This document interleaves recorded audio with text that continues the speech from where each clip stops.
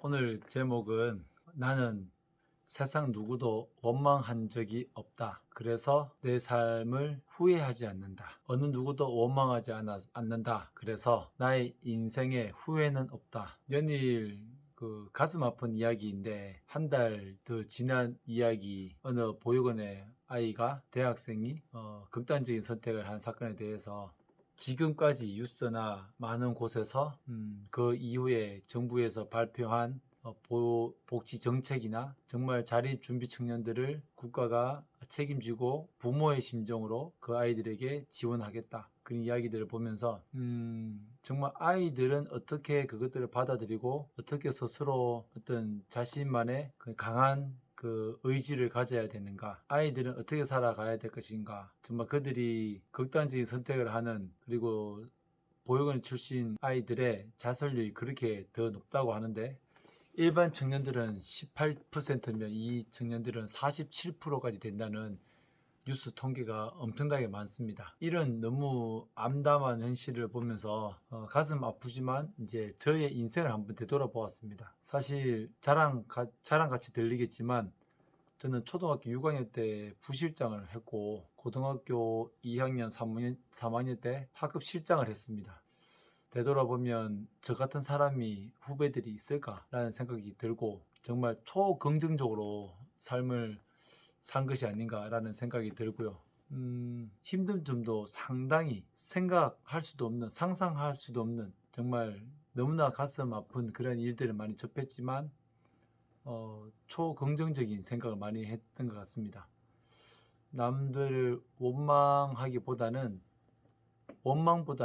원망해도 하는 것보다 좀 더 희망적인 좋은 사람들, 그리고 좋은 인생이 펼쳐질 것이다, 그런 생각들을 가지고 어떻게 보면 백그라운드는 없지만 당당하게 또 가진 게 없으면 공부라도 열심히 해야 되겠다, 그런 생각으로 공부를 열심히 하려고 노력을 했던 것 같고, 또 좋은 친구들을 사귀려고 노력을 하고, 또 좋은 친구들 관계 속에서 좋은 모습을 많이 보여야 되겠다, 그러한 노력도 많이 한 것 같습니다.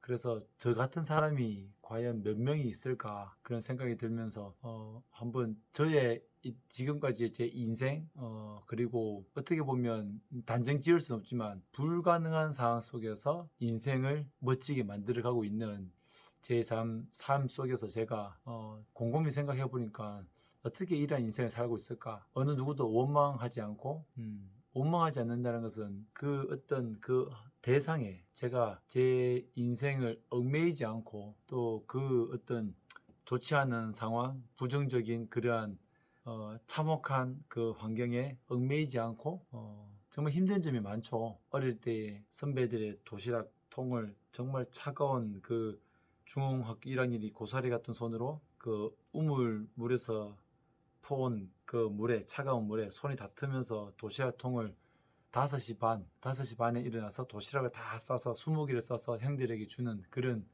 지금으로 생각하면 상상도 할 수 없는 그런 대우를 받으면서 그런 환경 속에서 원망하지 않고, 그래서 지금 제 삶에 후회는 없습니다. 뭐 가정을 꾸리고, 또 현재 이 교육청에서 밤늦게까지 일을 하고 보람되게 일을 하고, 또 이렇게 자유로운 시간에 제 삶을 되돌아보는, 성찰하고 또 객관적으로 제 삶을 되돌아볼 수 있는 저 옛날의 인생의 그 가운데 삶의 여정 속에서 중학교, 뭐 고등학교, 대학교 힘든 상황 속에서 지나고 보니까 지금 이제 제 삶을 정리하면서 후회는 없다, 후회하지 않는다. 순간순간 힘들 때마다 대학교 때 너무나 힘들 때에 현대 아산재단에서 주는 장학금, 전국의 많은 대학생들과 함께 모여서 장학금을 받으면서 나도 할 수 있다. 그리고 일반 가정에서도 힘들어하는 대학생들을 보면서 시설에 있지 않아도 힘들게 공부를 하는 친구들이 있구나. 그것들을 보면서 후회하면 안 되겠다, 절망하지 말자, 그런 생각을 했던 것 같습니다. 저는 지금까지의 삶을 후회하지 않는 것은 순간순간 그 삶에 만족하고, 제가 무엇을 해야 될 것인지 작은 일에도 최선을 다하도록 하고, 또 하나의 일에 도전하는 그런 일들 가운데 외국에 파견도 가고 옥조, 근정, 훈장도 받는 그런 남들이 상상하기도 어려운 또 교육청에서 연구 대회나 또 책을 쓴다든지 그러한 일들을 상상도 할 수 있는 일들을 한 것입니다. 그래서 훈장도 받게 된 거고 그래서 더 후회가 없는 것 같습니다. 앞으로도 누구를 원망하기보다는 제 삶 가운데 만족하고 그 가운데서 조금 더 베풀 수 있는 것들은 베풀고 그렇게 뒤를 되돌아보기보다는 저의 동생이 작년 8월 22일에 하늘나라에 갔죠.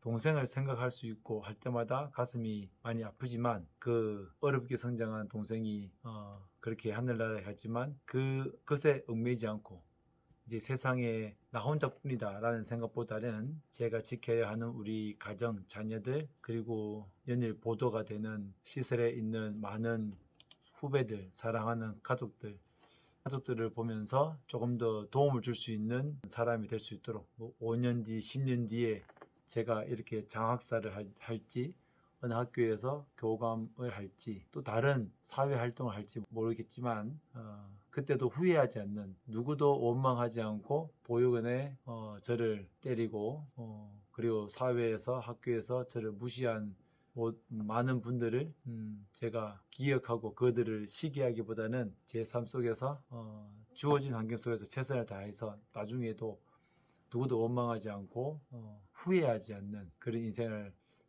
살아야 되겠다. 그러한 어떤 모습들이 저희 후배들에게도 좋은 모습으로 지면 좋겠다. 좀 부끄러운 이야기일 수도 있지만 제 삶의 모습이 이렇게 살아가고 있다는 것을 한번 점검해보는 시간 그리고 이것이 누군가에게는 조금의 도움이 된다면 참 좋겠다. 참 만약에 저의 인생에 대해서 잘 모르시는 분이 계시다면 나는 행복한 고아입니다라는 2020년에 쓴 저의 책을 보면서 보육원 출신 아이들이 마주하는 차가운 현실 속에서 희망을 찾고 당당히 일어선 이 책을 통해서 함께 이 제가 드리는 말씀을 더 이해하면 좋겠습니다. 아무튼 시설에 있는 아이들도 원망하기보다는 정말 감사하게 후회하지 않는 그런 인생을 살 수 있도록 스스로 노력을 많이 주변에 의논을 하고 또 주변 사람들과 상담을 통해서 많이 해서 정말 밝은 미래를 만들어가면 좋겠습니다. 응원합니다.